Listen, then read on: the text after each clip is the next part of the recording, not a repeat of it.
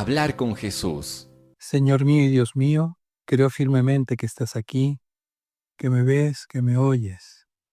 Te adoro con profunda reverencia. Te pido perdón de mis pecados y gracia para hacer con fruto este rato de oración.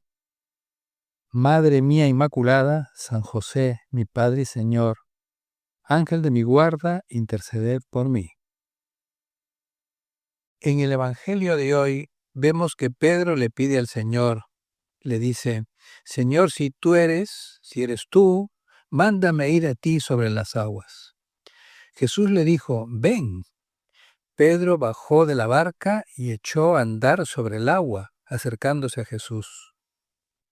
Pero al sentir la fuerza del viento, le entró miedo.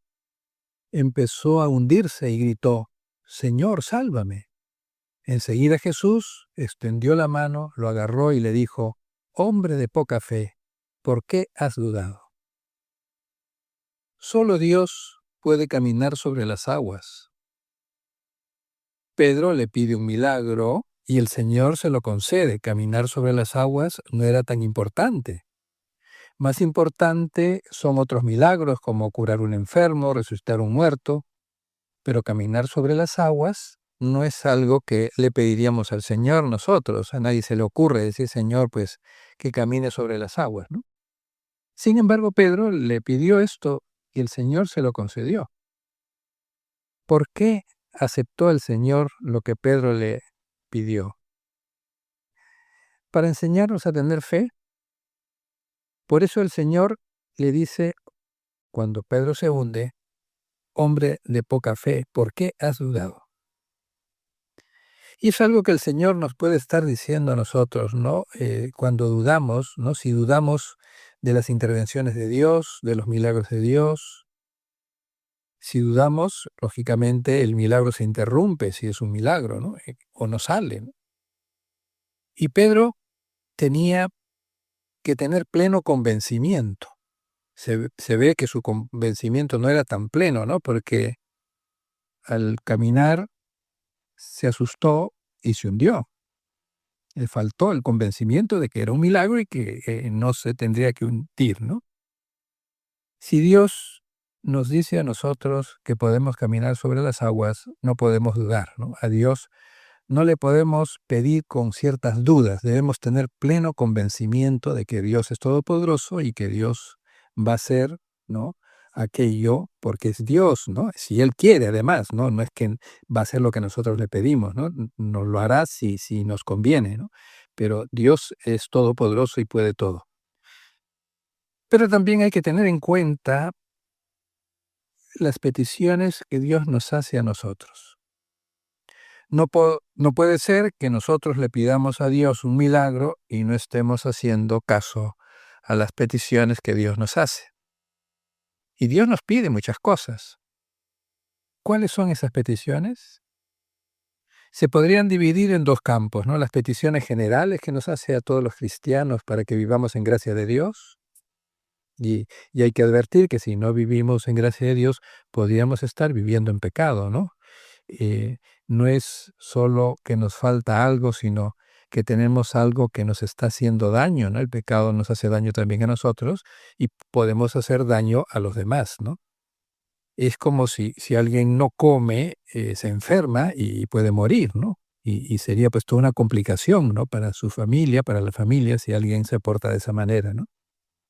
Y entonces habría que solucionarlo cuanto antes. Lo mismo cuando estamos en pecado, la Iglesia nos aconseja salir cuanto antes del pecado. Y vivir en gracia de Dios. ¿Qué es vivir en gracia de Dios?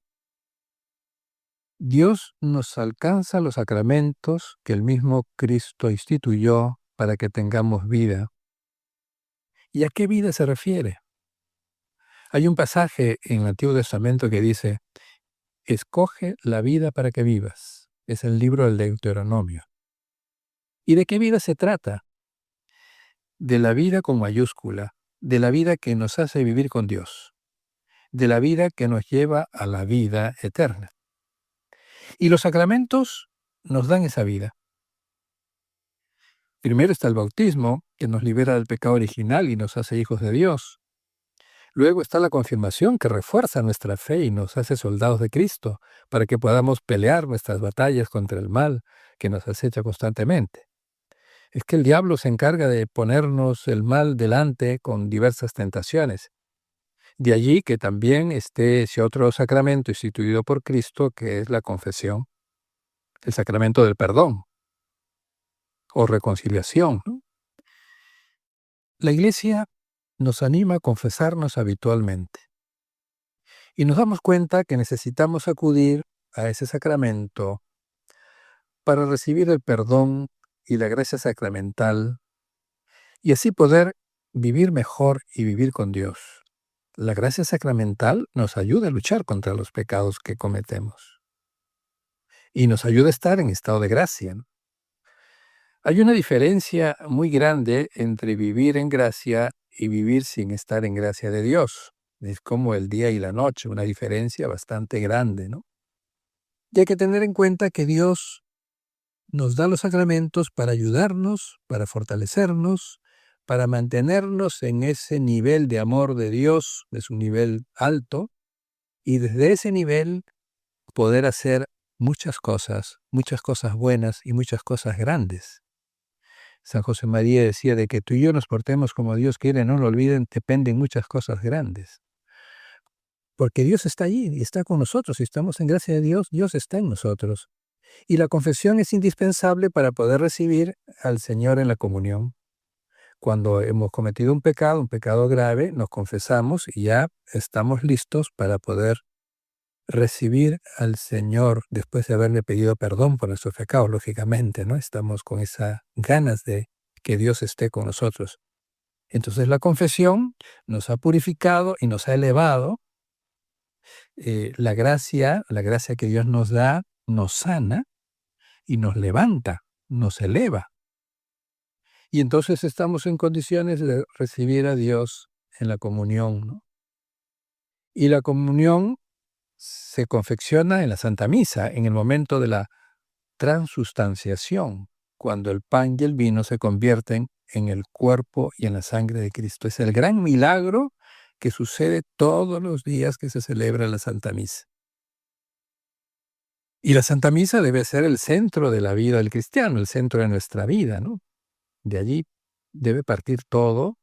La misa influye en todo lo que hacemos y nos hace caminar con Jesucristo hacia el cielo.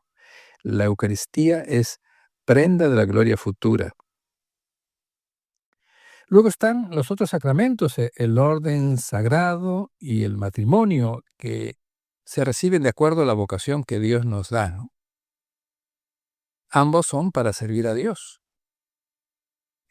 La gracia sacramental del matrimonio ayuda a la unidad entre los esposos y a la unidad con la iglesia y a poder hacer de la casa una iglesia doméstica y a conseguir un fin del matrimonio, que es la educación de los hijos, para que los hijos estén cerca de Dios y los hijos puedan ser en el futuro ciudadanos del cielo, ¿no? Los padres tienen que conseguir eso, ¿no? Que los hijos lleguen al cielo, porque ese es el fin a donde tenemos que llegar todos. La vida en la tierra se pasa volando, urge mirar al cielo, a la vida eterna, que es el fin objetivo, ¿no? Del hombre es el cielo, es llegar a Dios, no es su salvación. Y es el fin último subjetivo es la felicidad, y tenemos la felicidad total, ¿no? Cuando llegamos al cielo, ¿no? Y la Iglesia nos da los medios para poder llegar, están los sacramentos, ¿no? Es caminar con Cristo, ir con los sacramentos. Los sacramentos, en el sacramento tenemos la fuerza que da vida. Y los sacerdotes tenemos, en virtud del sacramento del orden, que traer a Dios. Hoy urge rezar por los sacerdotes. Como decía San José María, hay que pedir por los sacerdotes desde el Papa hasta el último que se haya ordenado en la última diócesis. Hacen falta sacerdotes santos, decía, para transformar el mundo. Hacen falta sacerdotes en la iglesia para transmitir la palabra de Dios, para reforzar la fe del pueblo cristiano, para lograr la conversión de los que están alejados y que todos podamos caminar con Jesucristo en este mundo que está un poco confundido, pero en este mundo es nuestra casa y tenemos que arreglarla. San José María nos decía, hay que darle la vuelta al mundo. Y el Papa San Juan Pablo II decía que entre todos tendríamos que conseguir la nueva civilización del amor.